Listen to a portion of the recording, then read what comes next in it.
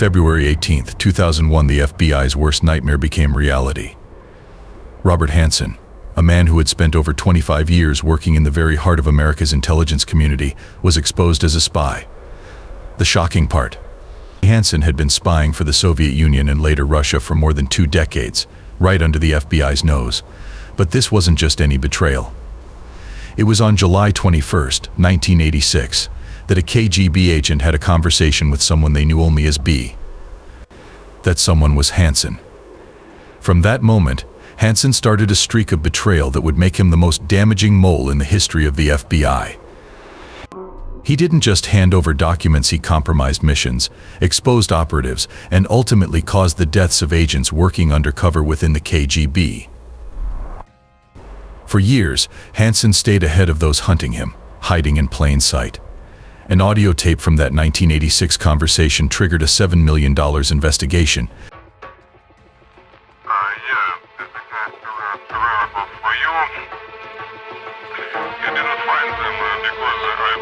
But even then, Hanssen slipped through the cracks. The FBI noticed the odd behaviors, the unexplained wealth, but the truth was always just out of reach. That is, until one cold day in Foxstone Park, where Hanssen was finally caught red-handed, standing with a garbage bag full of secrets meant for the Soviets. In that moment, with handcuffs around his wrists, he looked at the agents who had finally caught up with him and simply asked, "What took you so long?" It was a question that echoed through the halls of the FBI, forcing them to confront how a man so trusted could cause so much damage, and for so long. The man involved in one of the most famous spy cases in American history. So they put the worst spy in U.S. history, our first cyber spy, in charge of developing cybersecurity for the FBI. Robert Hanssen's story begins like many others who joined the FBI, full of promise and ambition. Born in Chicago in 1944, Hanssen came from a strict family with a father who was a Chicago police officer. The expectations placed on him were high, and he met them with quiet determination. After earning degrees in chemistry and business, Hanssen briefly considered a career in dentistry, but ultimately found his calling in law enforcement. In 1976, Hanssen joined the FBI, where he quickly distinguished himself as a disciplined and knowledgeable agent. He seemed to be the ideal FBI agent, hardworking, intelligent, and deeply religious. But underneath this exterior was a man who felt undervalued and overlooked. Hanssen believed he was smarter than those around him, but his career wasn't advancing as quickly as he thought it should. This festering resentment, coupled with a desire for financial gain, led Hanssen down a dark path. He saw an opportunity to profit from the secrets he had access to and took it. In 1979, Hanssen made his first move towards espionage. He reached out to the Soviet Union's military intelligence, the GRU, offering to sell classified information. His approach was cautious. He used an alias and insisted on anonymity. The Soviets were intrigued and agreed to pay him $20,000 for his first batch of documents. This initial exchange set the stage for what would become one of the most damaging espionage cases in U.S. history. Hanssen wasn't just passing along trivial information, he was handing over some of the most closely guarded secrets of the United States. One of his first betrayals was exposing the identities of Soviet double agents working for the U.S. These agents were critical to American intelligence efforts, and Hanssen's actions led to their arrests, and in many cases their executions. We're quoting here, Hanssen compromised some of the nation's most important intelligence and military secrets, including the identities of dozens of human sources, at least 3 of whom were executed. Yet, despite the enormity of his betrayal, Hanssen remained undetected. He was careful, methodical, and incredibly disciplined in how he conducted his espionage. He used dead drops to leave documents for the Soviets in exchange for money, choosing locations that were secluded and difficult to monitor.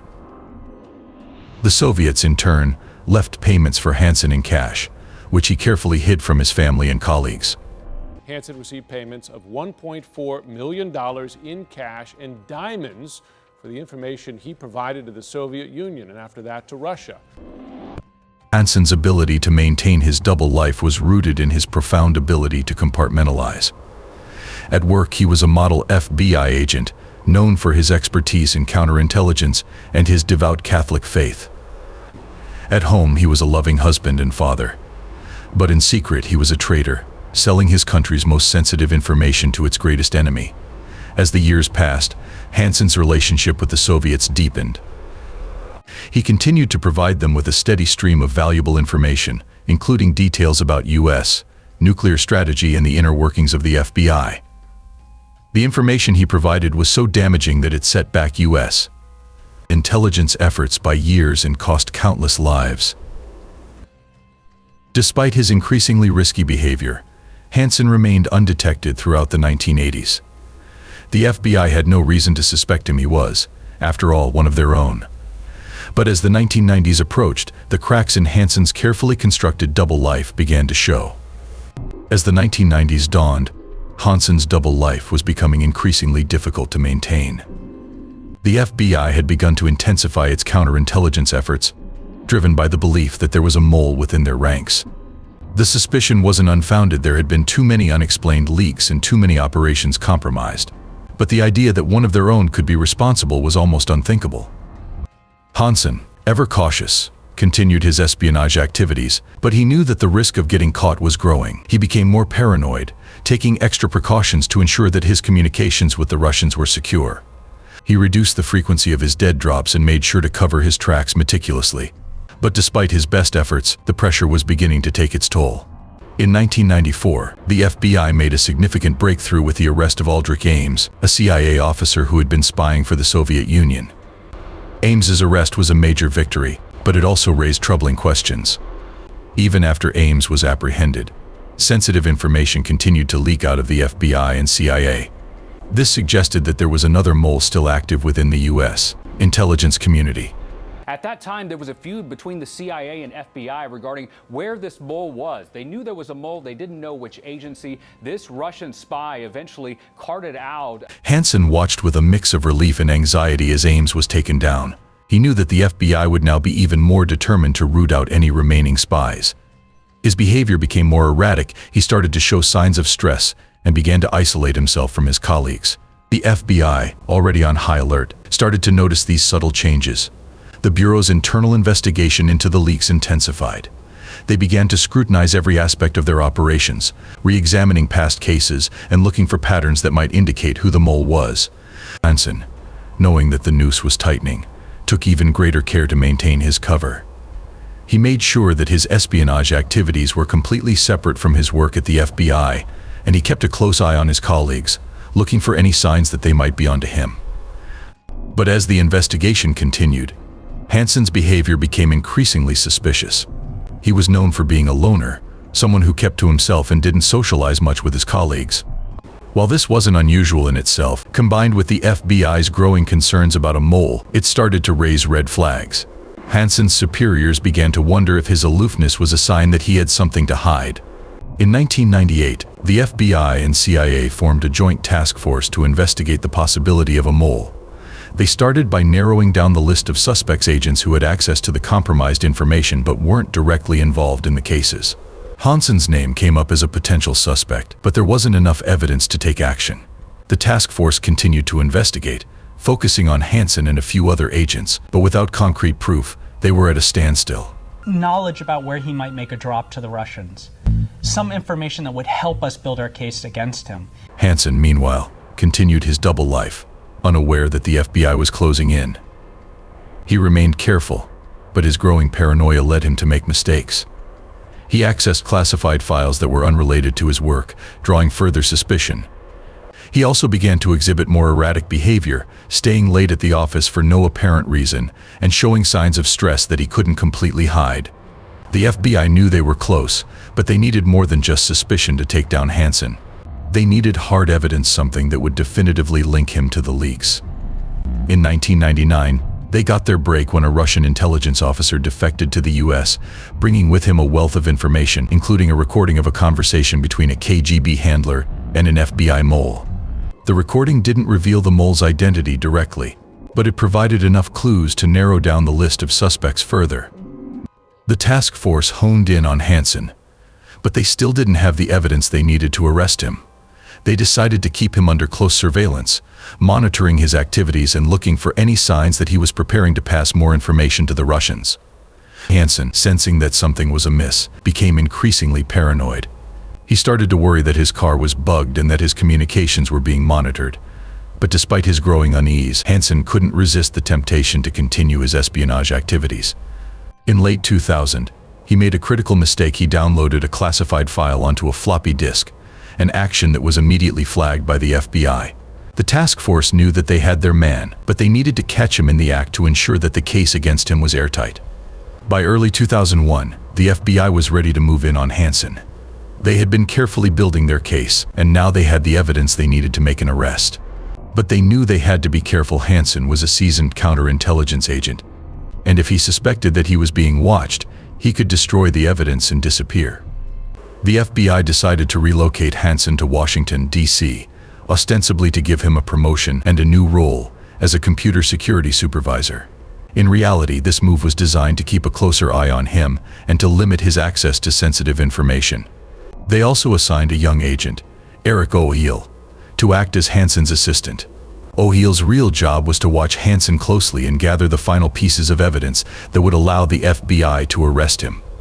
O'Heal quickly realized that Hansen was no ordinary agent. He was meticulous, secretive, and always on guard. Hansen's office was full of personal security measures, including a personal digital assistant PDA that never left his side. O'Heal knew that the PDA likely contained crucial information about Hansen's espionage activities, but getting access to it would be difficult. One day, Hansen was invited to a surprise target practice session at the FBI's basement firing range. While Hansen was occupied, O'Heal was given the all-clear to enter his office and retrieve the PDA. With the clock ticking, O'Heal moved quickly. He knew he had only a few minutes before Hansen might return. He took the PDA and rushed it downstairs to the team of FBI agents waiting to download its contents. O'Heal managed to replace the PDA just in time. When Hansen walked into his office, he suspected nothing.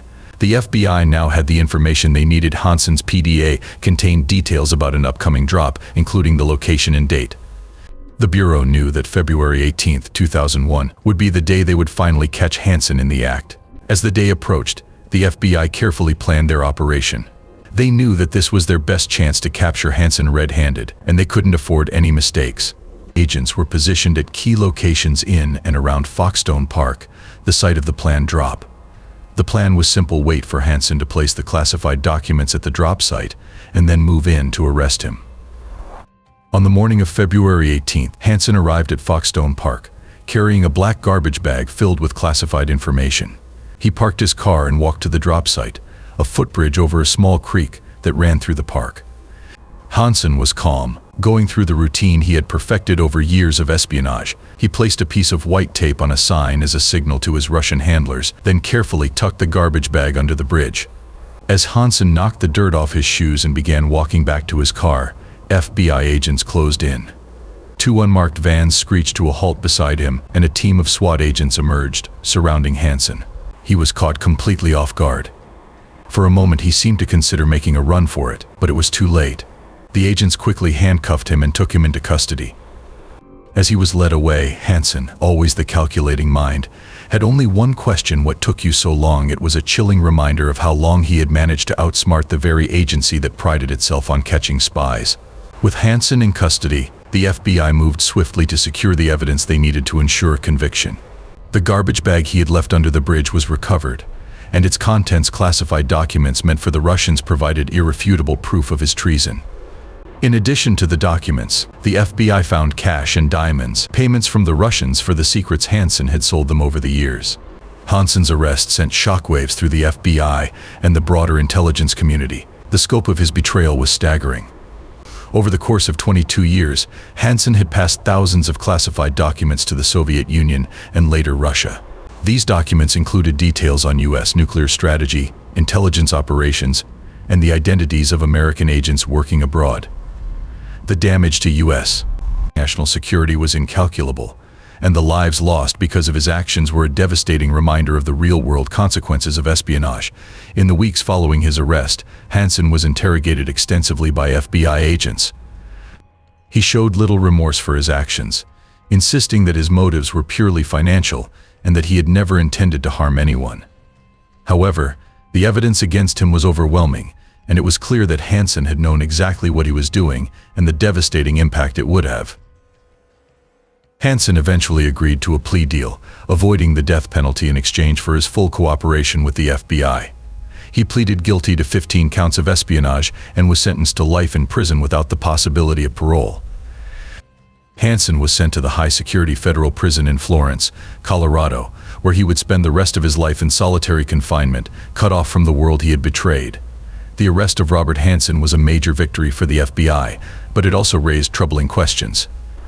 How had Hansen managed to evade detection for so long? How had the FBI failed to recognize the warning signs that something was amiss? And most importantly, how could the Bureau prevent something like this from happening again? The aftermath of Hansen's arrest led to significant changes within the FBI. The Bureau implemented new security protocols, including more rigorous background checks and closer monitoring of agents with access to sensitive information. They also established a counterintelligence unit specifically tasked with identifying and preventing internal threats. But the legacy of Robert Hansen's betrayal would linger long after his conviction. His actions had not only compromised U.S. national security, but had also shaken the FBI to its core. The trust that had been the foundation of the Bureau's operations was shattered, and it would take years to rebuild.